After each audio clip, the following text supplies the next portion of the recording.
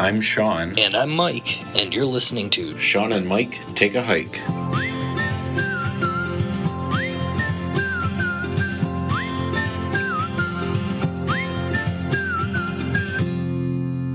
Welcome to another episode of Sean and Mike Take a Hike. What are we talking about today, Mike? Thought today we talk about how to prep for the trail as far as your health, endurance, strength,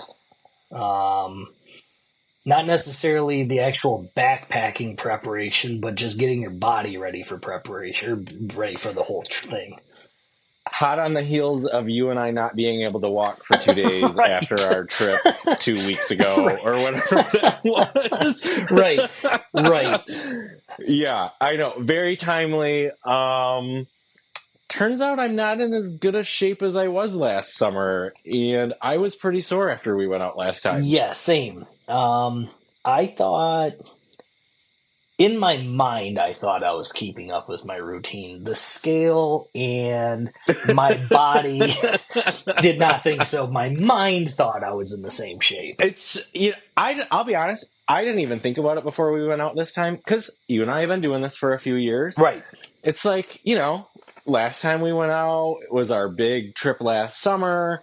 We went for 4 days. We were feeling good. So this year rolls around. We go out on the trail. I'm like, yeah, we'll be fine. Right. It's a one-nighter. We'll be fine. Right. Not a big deal. Exactly. Yeah. Did zero prep for it. Yep. Walked funny for 2 days. Yep. Okay, so did zero prep for it, and we did almost 10 miles the first day. Well, I know. So which I am sure for some people is not a big not deal. a big deal. For us, that's a lot.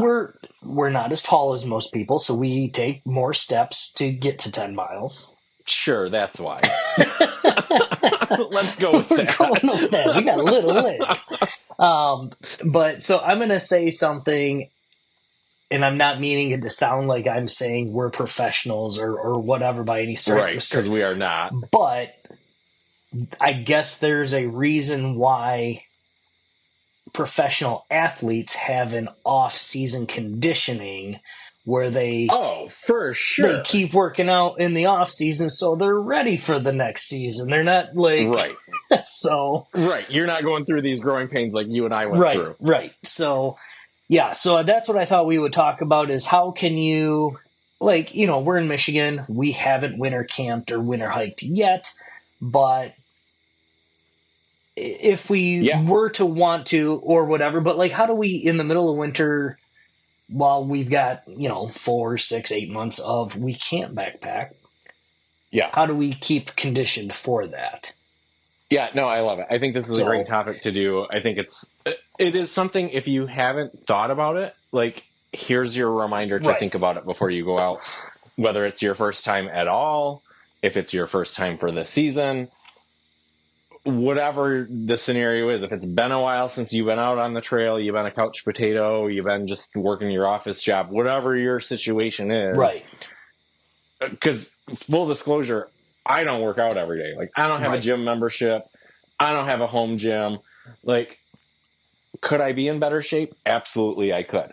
But do I also want to be able to go hiking? Yes, I do. Right. So, so I've compiled a list. I'm sure you've compiled a list of different exercises you can do to kind of prep your body for. Sorry to interrupt, but I was going to say, before we get into our lists, can I just share let's share what we did without researching what we could do. What did you do before our first overnight trip? What did you do to prepare for getting into this from zero? Honestly, so the answer that comes, my gut reaction to that question is, I didn't do a damn thing. It's not entirely true, but that's the gut. I didn't do any specific we at least exercises. Did our practice hikes. But yes, we went on practice hikes. So we loaded our backpacks up with canned goods and a weighted blanket and all the things and strapped it on. And we went, I don't know, 4 or 5 practice hikes, I would say. Yeah. don't you think? Yeah. Where we would just like go out on a day trail with our packs on and do 3 to 5 miles Yep. to, I'll be honest, like I wasn't doing that to condition my body so much. I was doing that to see if I could do it. Okay. So, That was more my apparently 4 mentality. years ago, you could do it. And Well, I did. I managed to. And 4 years later, now you're saying you need help doing it. Well, okay, but like you said, we went 10 miles or close to 10 miles. Yeah. Like on those practice hikes, we were going 3 to 5. I think if we would went 3 to 5 miles this time, well, I probably wouldn't have been as sore. We even stopped at like the 4.5. What we thought was right around the halfway point. We stopped, took a little bit of a break, and we were both like, I guess I've never hit a runner's high. Actually, I did once. So I would equate it like say it was the equivalent of like almost a runner's high of just like, I don't know why things have gone wrong so much in the past. I don't know what, like the one time we had to like bail out or we knew our limits. Like we were talking about this. It was like, I feel great. It's 4.5 miles in. I really didn't need this break. We just figured we're halfway through the day. We might as well stop, take a little break, see some of the woods. There wasn't that scenic of a hike, but like stopped. We found a spot, a little clearing. We could stop. Bugs weren't bad, so we stopped. We were okay. Now, having said that, at 4.5 miles, at the 0.5 mile mark, I was ready to turn around and quit. It hadn't quite warmed the body up. We both even mentioned when we got to camp too. We're like, we didn't stretch. Like we just preached on a previous episode. Make sure you stretch beforehand. Get plenty of fluids beforehand. Like all that stuff. Did none of that. Like I don't. No, we were a little overambitious. We were just like, let's go. So do as we say, not as we do, I guess, because we don't even listen to us. But so the one thing that I did that I still stand by, and I didn't even get it out this winter when I was taking the dogs for walks in the wintertime, was I bought a weighted vest, like a workout vest. You did. Yeah, I never went that far, but yeah, that's right. You did do that before you went out on the first time. It's 20 pounds. It's not as heavy as what most of our trips are with the full weight of our backpacks, but it's at least a little extra to keep you kind of going in the wintertime. And I'll tell you what, even just walking with that little 20 pounds in the neighborhood where I don't have hills or anything like that, it gets your heart rate up a lot more than just walking as it is. So it's well, and speaking of walking the dogs, like even, go back to when we first started, I was in much better shape than I am now. Like I was in pretty good shape at the time, but I walked pretty regularly. Like I was walking the dogs all the time.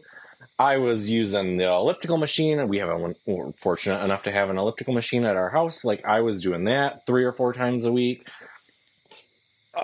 Full disclosure, I have kind of fallen off of that. Yeah. Like I'm a bit of a couch potato now. I was running regular 5Ks and a couple of 10Ks a year.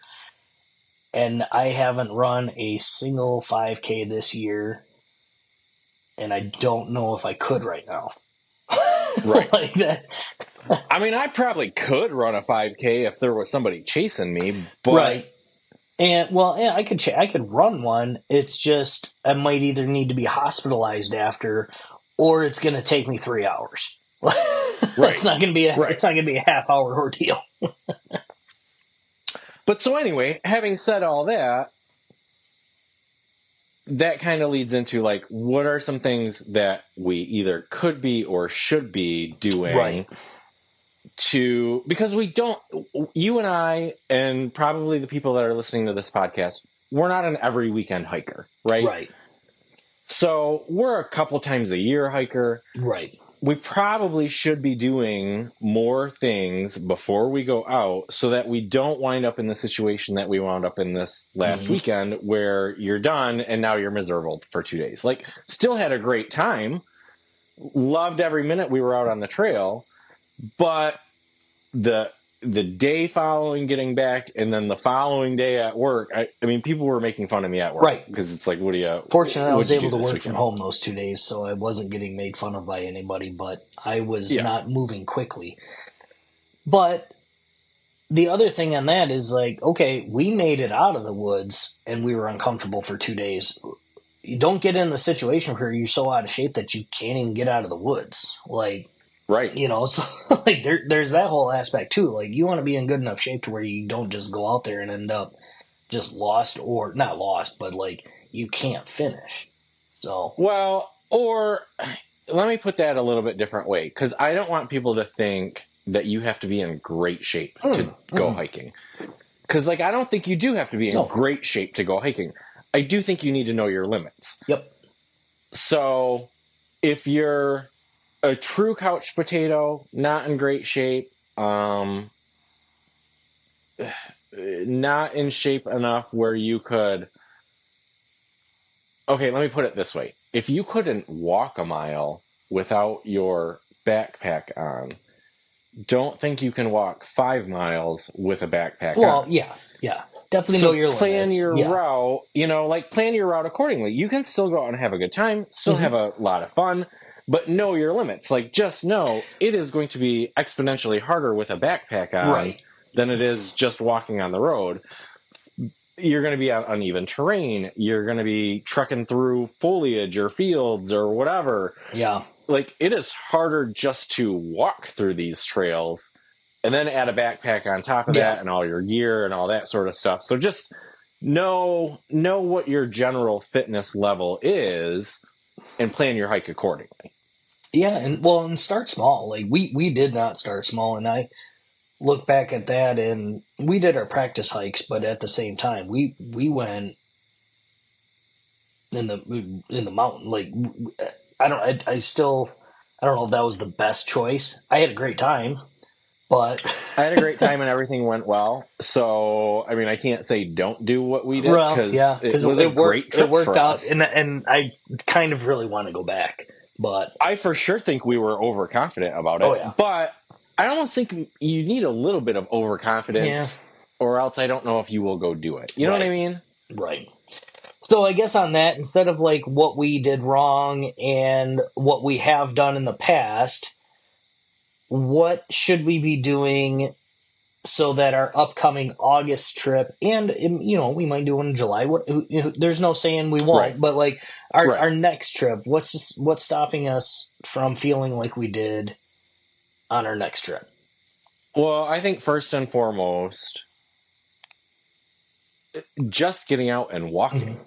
I mean, I need to stop being a couch potato, and I need to get out and actually walk. Like, I need to do some distance walks. Yep. Like, at least a mile. Even if it's just mowing your lawn. Even if it's just mowing your lawn. Get your hips moving. I don't care if it's on a treadmill. I don't care if it's down the street, up to the corner and back, whatever wherever you live, whatever your options are. I think that's the best workout, is at least get up and walk and see how far can you walk without anything on you. Yep. Or like you said, get a weighted vest. I don't think you spent a ton of money on that weighted vest. There's lots of options online. I think it was like $30 on Amazon or something. Yeah. See if you can walk a few miles with a weighted vest on. Or mine. So I said it's 20 pounds. That's fully loaded. They come with these little 1 pound sandbags. So you can start with it, just the vest, and then you can add 1 pound at a time if you want to.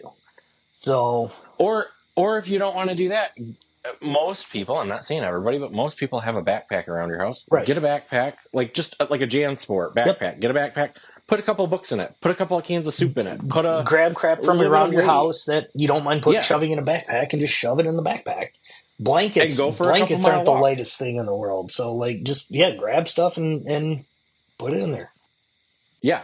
So I mean, I think that's the simplest, and out of all the exercises that I'm going to mention, that is probably like the most accessible one to do, because anybody can go for a walk. I mean, most basic and the easiest one that anybody can do. Yeah. Yeah. I mean, I don't want to say anybody, because clearly there's people that can't walk. Well, right. Yeah. So, the majority of people, if you're trying to go on a hike, right, you should be able to go for a walk. So that's the top of my list. Yeah. I kind of have a twofer to go with it. So do you mind if I do another one? Go for it. Like glob right onto it. So the other one that I would do in conjunction with walking, or as an alternative to walking or hand in hand with walking is stair climbing. Yep. I have that on my list. One thing that I do make sure to do in my personal life is whenever I can, I try to take the stairs. Mm-hmm. You know, like I'm not going up 30 floors. Right. I'm taking the elevator if it's 30 floors, to be honest with you. But as much as I can, I do some stairs, both up and down, because that's different muscles. Yep. So kind of builds up your, I guess I don't know what those muscles are called, but like your thighs and your butt and your knees, and you know, stairs are just good for your muscles. I was going to say traps, but I think that's upper body.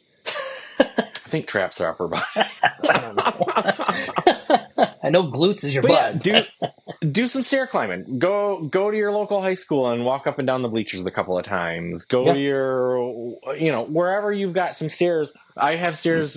My washing machine is in the basement. Walk up and down the stairs a few times every day. Even if you don't have, like, not everybody's going to have access. I mean, most people would have access to stairs. Even if you don't, though, like, you're going to have access to some kind of a small hill or something.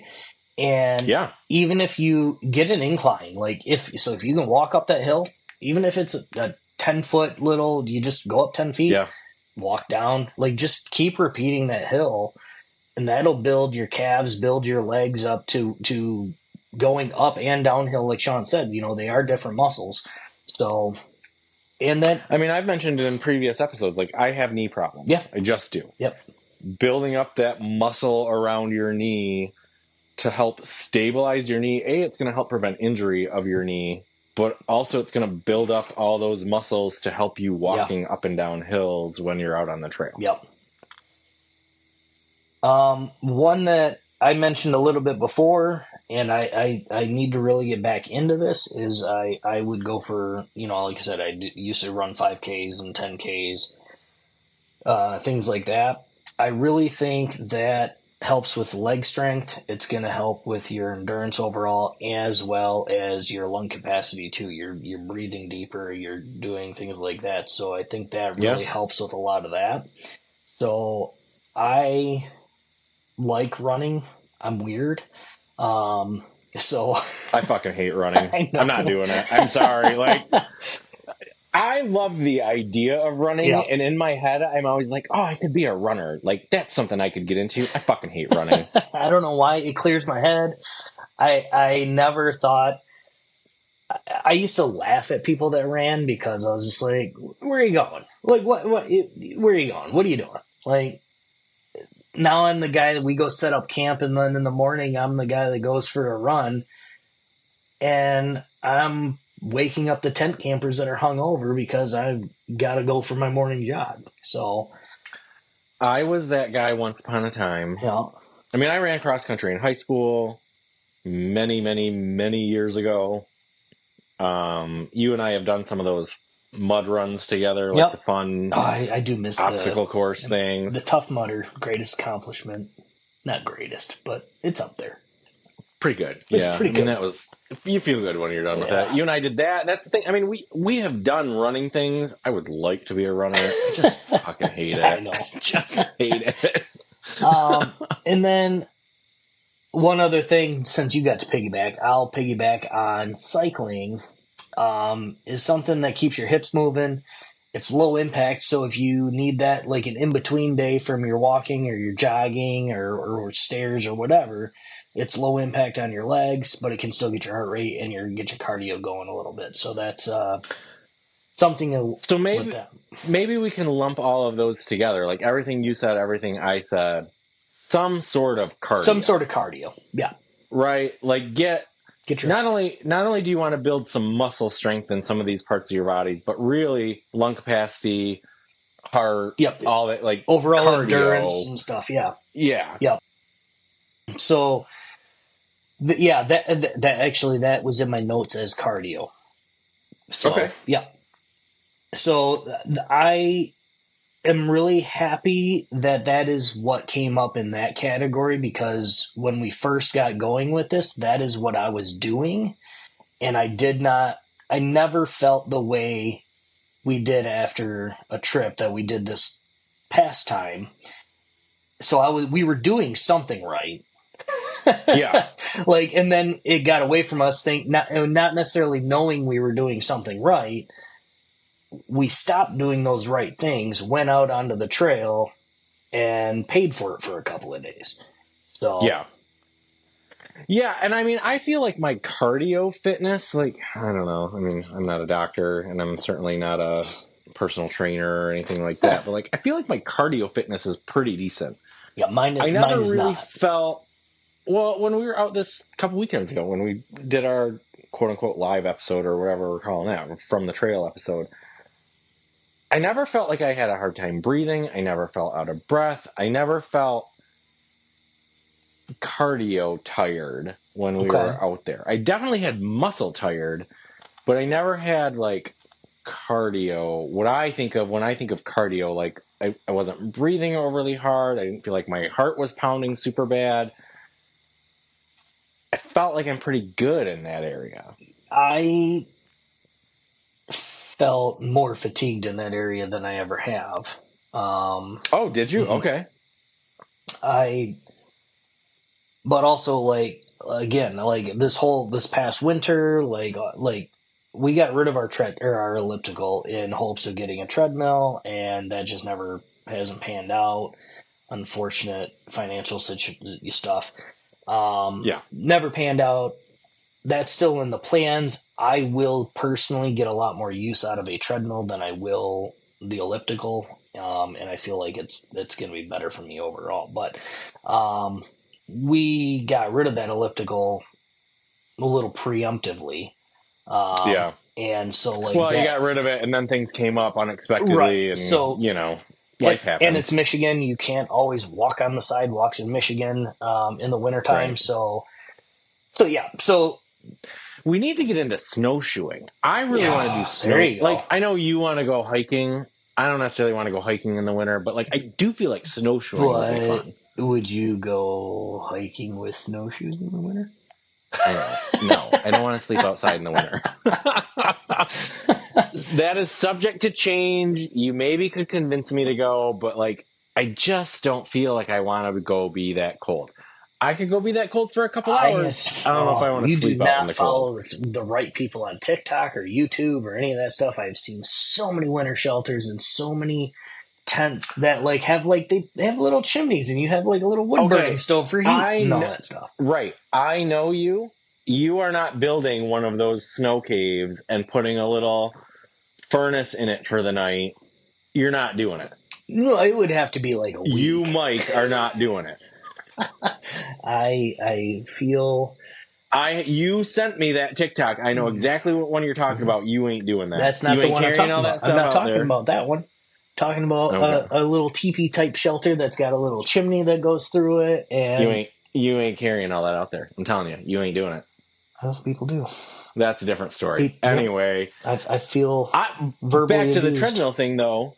Like you know me, I like to walk. Yeah, I feel like I need a treadmill because like I would walk all winter long. I like walking. Yeah. I don't like running. I do like walking. Right. So regardless, like, keep your legs moving is kind of the cardio point of that. Is like, and just part of your overall health too, is keep your legs moving, build your hip strength and your hip stability, and then you get your cycling and all that kind of stuff in there. So, I think we've beaten cardio. Yeah, well, death. And something you mentioned right there kind of leads into the next thing I had on my list. Okay. So,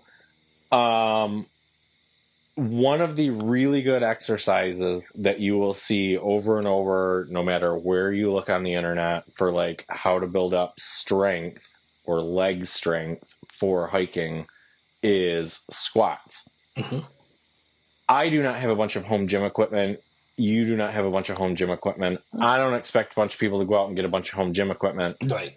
Or a gym membership or anything like that. Squats, you can do body weight squats. You don't even have to have any hand weights or anything like that. You can just do regular old squats with your body weight. I'm assuming everybody knows what a squat is, but it's that workout where you basically stand there and then you kind of squat down like you're about to sit on a chair and stand back up.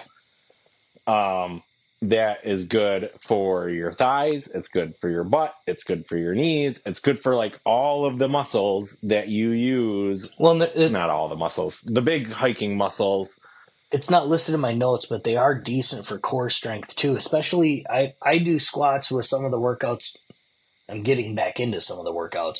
Some of the squats we do is we hold a weight. Like if you don't have a 5-pound weight or whatever, go to your can of soup, go to your kitchen cabinet, grab 4 plates or whatever, and just hold them out in front of you, squat down.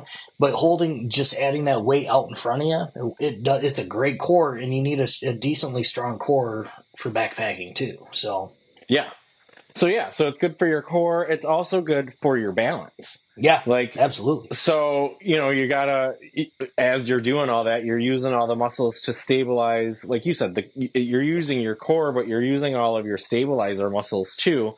So it helps. Squats are a great one. Yeah. And I say that as somebody with known knee problems, squats are hard.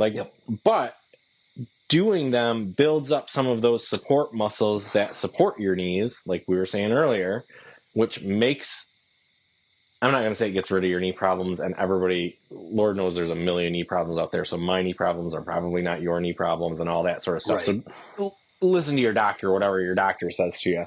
But if you are physically capable of doing squats, excellent exercise to get ready for hiking. And you don't even need to do a full squat. Go as deep as your body will allow, and you can build that up to where you can squat lower. If you can only squat like a couple of inches, do that. That's still a workout. Yeah. That's still working your legs and your core and everything. So, well, and there's ways to do like assisted squats with like a chair next to you and stuff to hang on to. Like there's ways to do them if you're totally out of shape. We're not the fitness experts. We can tell you the things that we've researched that are supposed to help with getting you ready to go on the trail. I would do your own research. It always comes back to that. But so if we mention an exercise, you don't know what it is, look it up, see if it's something that you're capable of doing. If it's something you're capable of doing, or even a variation of it, then that's a good way to start prepping. And if you if you start with a variation, see if you can work to the full thing. If you can, great. If you can't, that's knowing your limits. So well, and ultimately, don't just listen to the internet either. Well, listen to your doctor. If you've got a doctor directing you not to do certain things or whatever. Like Mike and I are not giving you medical advice here. Follow your physician's directions before you follow ours. These random guys on the internet told me to do this. Right. To go along with squats, another good one is going to be lunges. That's the next one on my list. That's really going to do core and balance along with your legs, just because you're now, instead of going straight up and down, you're moving forward or back with at least one leg. You can do the walking lunges. You can do. There's so many different variations that will help with a lot of things. And then I'm just going to skip right ahead of you because you can get to one of my favorites is calf raises. Hold on, well, let's talk about lunges. Okay. Sorry. Go ahead. I was just kind of breezing right past lunges. Jeez. So sorry. My thoughts on lunges, in addition to everything that you said. I hate them. That's why I wanted to get past them. I hate them too. Look, I hate me some lunges. But I really feel like lunges help with my ankles. Like, I really feel like they help with like your, I talked about with squats and stuff, like those stabilizer muscles. I wouldn't say there's a lot of exercise that I do that is good with helping me stabilize my ankles, but I do feel like lunges do that because you're taking that step and you're squatting down and all that sort of stuff. And the last thing you want when you're out on the trail is to roll an ankle or something and really injure yourself. So that's one of the reasons that I really do think lunges are probably one of the better exercises to do. Yeah. And again, you don't need any special equipment to do it. Like that's one of the reasons I really like those two. And it mimics like taking a step forward or a step back. It gets your legs moving more than just squatting up and down. You're moving forward, planting a foot. Like it kind of builds all of that stability and all of that. So stability and flexibility. Yeah. Like even in your, like the part of me that usually hurts is, I guess I don't know what you call it, but like the top of my leg bone where it goes into my hip, like whatever muscle that is. I never learned that song. I just learned the leg bones connected. I know. I don't know what that muscle is called, but like I feel like lunges really help with that, because that is one of the muscles that usually when I'm out on the trail, that muscle really starts to bother me more than anyone else does. Mine was my side hips this last time. Yeah, that's what I'm saying. Like on the side, like outside of where you're. Yeah. No. Like on the outside, like where your, if your hand is hanging down to your side, like that muscle, whatever, right there where your. I'm gonna be wrong here, but I'm gonna call that the obliques. Could be. Couldn't tell you. No clue. Probably could look it up. Probably could. Probably should have. Probably. Hey, we're not doing the research. We're telling them to do their own research. There you go. Do your own research. Right. All right. Now you can move on to your next one. So I don't know why these are my favorite, but I love me some calf raises. I even do calf dip. Oh, you and your sexy calves. I do calf dips on the stairs. So a calf raise is basically just standing on your tiptoes in place and lowering down to your heels and then back up. Like kind of repeat that over and over and over, and then like getting to the point where you can hold up on your toes for a while. It just really works the calves, gets the flexibility in your toes, gets your toes moving, all that kind of stuff. The calf dips is the same kind of thing, just going on a decline from like a stair position. You're not necessarily going up on your tippy toes, but you're going lower. And haven't really figured out what muscle that works, but it feels good. And I don't know why I love those. Everybody hates those, but if I grab a 5-pound weight or a 10-pound weight and I start doing those, I feel like that's the best leg day ever. So okay, sure. So I don't know. I love calf raises for some reason. So yeah, I mean, for sure, you're using your calves out on the trail. I think those are probably also good for your ankles. I would imagine with that like stability, you're getting up on your tiptoes. So I imagine there's balance things that goes into that. And we both bitched about our toes hurting on this last trip. Oh, my toes hurt so bad this last time. Especially my big toe. Yeah. And it's on the foot where my big toe normally doesn't hurt. I know I have arthritis in the one. Didn't realize I had it in the other one, but it was the same pain in the other one. So I'm like, okay, so I'm not doing my calf raises, which I normally do. So I'm like, okay. Okay, so I don't think that's arthritis then. I think that's just weak toes. No, if you had my childhood, I've had injuries. Okay. Okay, we'll leave it at that. I don't need to know about your foot problems. It's arthritis. Okay. So, and then I guess to piggyback on one thing in the cardio with Sean saying, the step or the stairs and the hills and things like that, the step ups is another good one too. I know, I thought about putting step-ups on my list, but I thought stairs kind of covered that. Like, I know step-ups you can do a lot bigger than a stair. Yeah. Right? Like, you could have it, like, be a real high step-up Well, I guess you could just take your stairs 2 at a time instead of 1 at a time, or... Exactly. Yeah. Like, I kind of feel like... I mean, is that a good workout? For sure. I didn't put it separate on my list because it's like, well, I think stairs kind of mostly you and I are on camera here. Thing. I can kind of demonstrate with you, but, like, when I was in physical therapy for an injury, they had me doing step ups, and you get up on the step and then you just kind of boost your other leg up, like kind of get that extra mobility. So when you're going upstairs, you're just kind of walking. So like you're stepping up and then still swinging your other leg up. You're swinging your other leg up. So okay. So it get your heart rate going a little bit. Plus you're doing stairs. I don't know. All of these exercises are not going to be for everybody, but that's the thing. Yeah. Like, I'm not saying don't, for sure. Yeah. I'm not saying don't do it.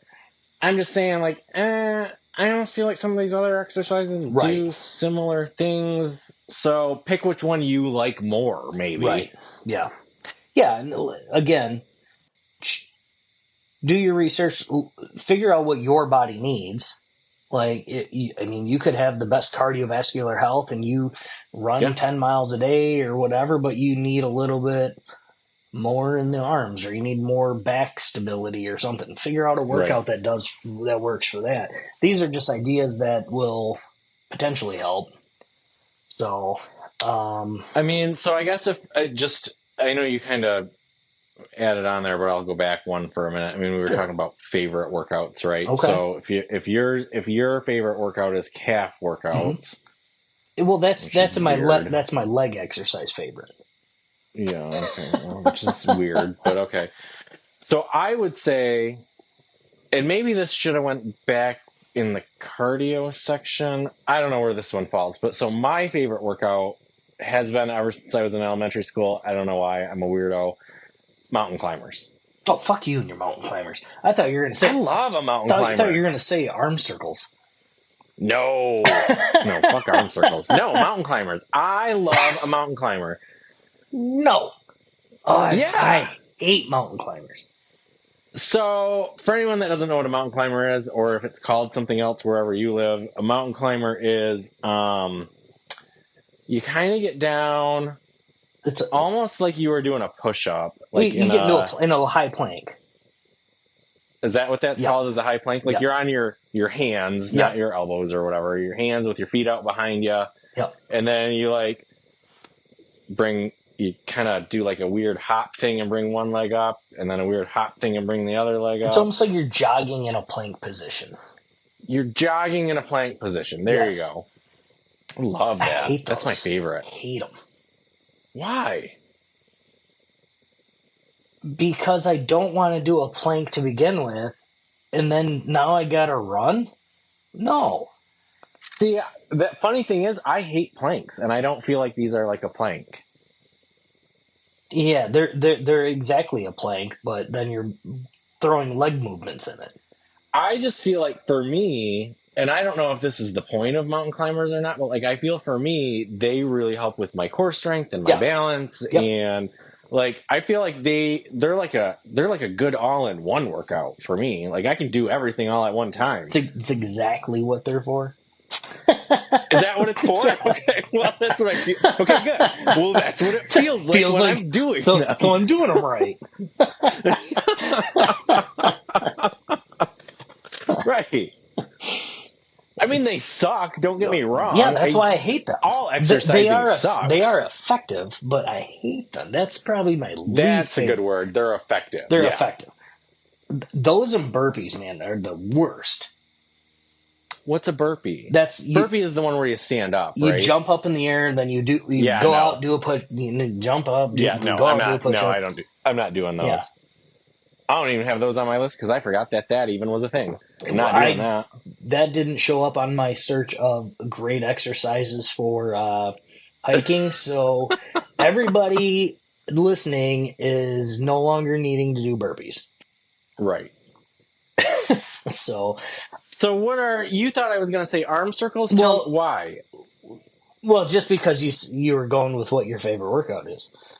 Well, no, but like what? Tell me what. Well, just because you don't like to work out, so I just thought you're talking arm circles where you hang your arms out to the sides and make a circle. Yeah, you just make a circle. No ending. So I was just joking because you said you don't like to work out, and that's like an easy shoulder workout. Okay, gotcha. So, but if you want, I do feel like you should do stuff for shoulder workouts. We've been talking very leg heavy and core heavy. Yep.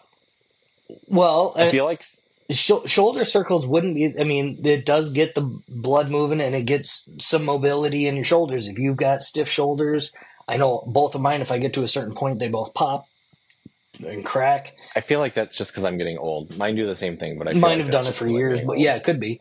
But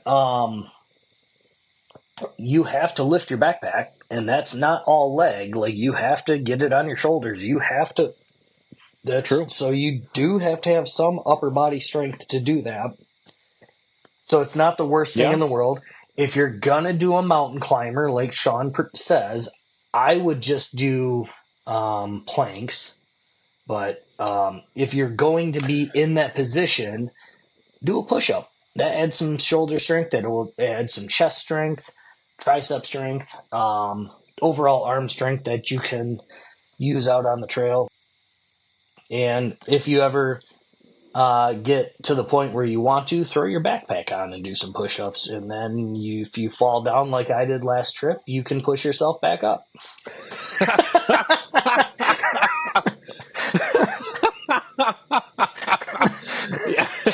Yeah, okay. I guess that's a good reason to do it. I mean, yeah, I do think I do think push-ups and or planks and or both. I mean, right. Back to core strength and balance and all that sort of stuff. Whatever the reason, either or both, add those into your workout routine. I think those are all good standard exercises that certainly will not hurt. Right. Like you were saying, you're going to swing this backpack onto you and off you a couple of times a day. I don't really focus on anything arm specific. Like, I'm not saying you got to have huge biceps. I'm not saying you got to have huge whatever. You do got to be able to pick up your pack and get it on, or have somebody help you do that. So it probably wouldn't hurt to at least just practice picking it up and putting it on. I don't know as though you need any specific exercises to do that, but at least make sure you're able to do that. Well, and make sure you can do it empty, and then definitely make sure you can do it full. Because there's a big difference, and especially after 3 days of doing it, it does get a little bit lighter after 3 days. But you're also not the same person that you were 3 days ago. Like, you're a little weaker. That ain't the truth. You haven't eaten all of the calories you normally would have. So you're probably a little bit more fatigued after 3 days. So make sure you can lift the damn thing. One that I have that I'm pretty sure I know what it is, but a Russian twist. Never heard of it. I believe, I could have looked this up, but I believe it is one that you start side to side and then you add like bends. It really works your side abs and your front abs and things like that for core strength. I think you do it with a wider stance and you like touch toes and like all that kind of stuff. It's like that thing where like you're kind of, I don't even know how to describe it for people that are listening. It's like picture the Russian dance, like the hey, but like you're standing still, and then you're basically swinging your arms from, like your right arm goes from way up over your right shoulder all the way down to your left toe. So like you're really swinging, you're getting your core mobility and strength going. That is right. Same concept. I guess the alternative that I have to that, but it's kind of the same concept, is I was going to say basically every type of crunch you could do. Side crunches, front crunches, I don't know what the reverse crunches are called, where you lift. Yeah, like something to do like your side abs, your front abs. I don't think they're called abs on your back, but whatever that muscle on your back is called. Obliques, that's your side ab. Okay, sure. I said that earlier. That's not what I was thinking of earlier with the hips. Okay. But sorry. Like, I mean, because ultimately you want that strength around your abs to be able to support your backpack shifting around as you're on this uneven terrain. Right. Well, so whatever you can do to help build those. I used to think that core strength was just your abs. That's all I thought. I did too. And it is so much more than just your belly. It's your hips, it's your leg, it's the core. Right, I can't think of a better word. That's the name. Right? So, but that is the key to overall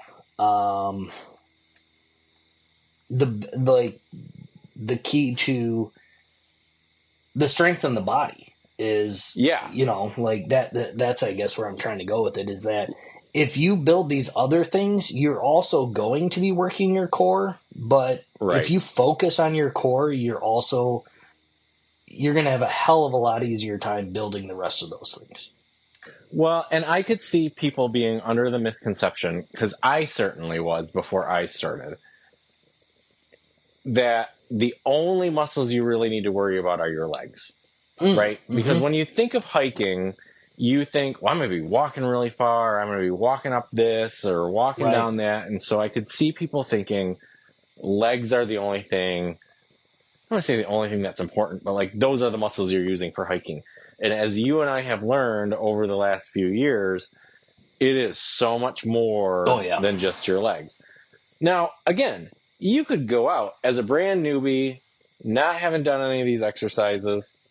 You could do it. You could be just fine. You can walk like a duck for a couple of days when you get back.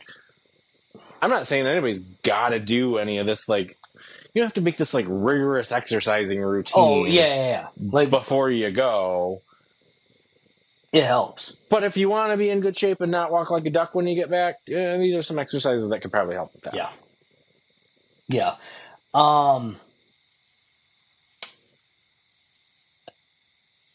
I would say, like, you don't have to listen. Obviously, don't listen to us. You don't have to. I mean, we hope you do. We hope you enjoy this podcast and you're listening and all that stuff. But like, if it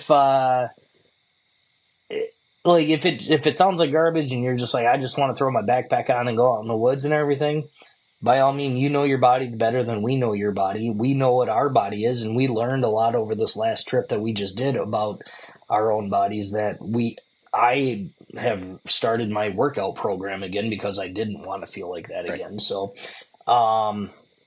that's where this idea came about, was just like, I didn't want to feel like that again after the trail. Yeah. We mentioned it before and a little bit this morning, earlier in the podcast, but stretching, not even just before you go, but doing some daily stretches here and there, things like that. That's going to go a long way to just make sure your flexibility is better. It's going to go a long way out on the trail. I was always a naysayer about yoga. I actually enjoy it. So, flexibility has increased since I started doing some yoga and things like that. So give that a try. It is a very low impact, doesn't take a lot of energy, and you feel great when you're done. And then just anything that you can do to help with your balance too, because there's a lot of uneven terrain out there, is going to be very beneficial. Just your overall being able to stay upright, because I did not do that last time. So that's what I have. That was kind of my last my closing. Those are my closing arguments. So, yeah, fair enough. Yeah. If anybody has any other exercises that you do to get ready to go out on the trail that we haven't mentioned here, or if you have any other questions, comments, or concerns, as always, you can email us at seanmikehike@gmail.com. We're on all the major socials at seanmikehike. Wherever you're listening to this, if you're enjoying this podcast, please don't forget to rate, review, and subscribe. It certainly does help get the word out about this podcast, so we would certainly appreciate it. And aside from that, go take a hike, Mike. Yeah, go take a hike, and we'll see you in a couple weeks. All right, we'll see you in a couple weeks. Thanks, guys.